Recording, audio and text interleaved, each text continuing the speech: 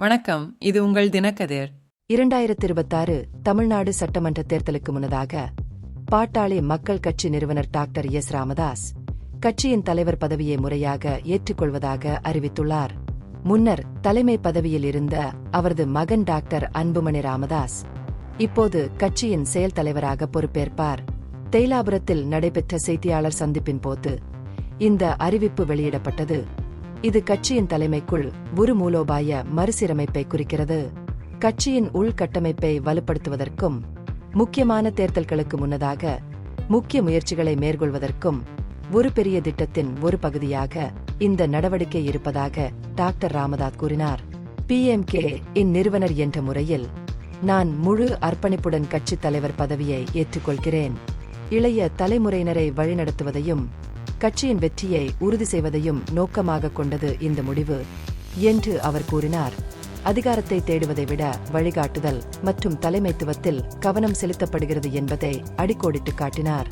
அரசியல் சார்பற்ற தனது விருப்பங்களை வலியுறுத்தி ராமதாஸ் மாநில சட்டமன்றத்திலோ அல்லது நாடாளுமன்றத்திலோ ஒரு இடத்திற்கும் போட்டியிடவில்லை என்றும் அதிகார பதவிகளுக்கான தனிப்பட்ட லட்சியங்கள் எதுவும் இல்லை என்றும் குறிப்பிட்டார். இந்த முக்கியமான காலகட்டத்தில் அடுத்த தலைமுறையை வழிநடத்தவும் வழிகாட்டவும் மட்டுமே இந்த நடவடிக்கை எடுக்கப்பட்டுள்ளது என்று அவர் மேலும் கூறினார். கட்சி ஒருங்கிணைப்பு மற்றும் வழிகாட்டுதலுக்கு அவசியமான ஒரு படியாக தனது வருகையை நிலைநிறுத்தினார்.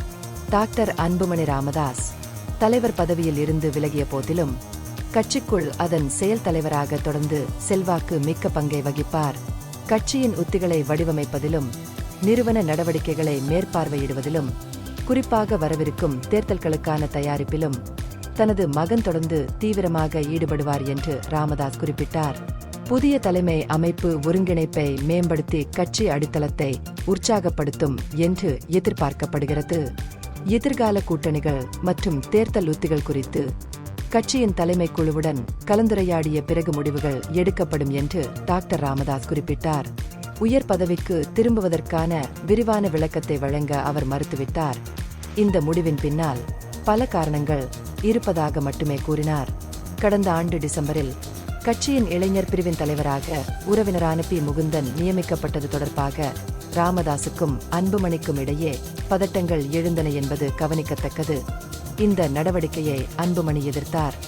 இந்த பகுப்பாய்வு நுண்ணறிவுள்ளதாக கண்டால் முக்கியமான அரசியல் முன்னேற்றங்கள் குறித்த கூடுதல் புதுப்பிப்புகளுக்கு லைக் செய்யவும், ஷேர் செய்யவும், சப்ஸ்கிரைப் செய்யும். இது உங்கள் தினக்கதிர். நன்றி.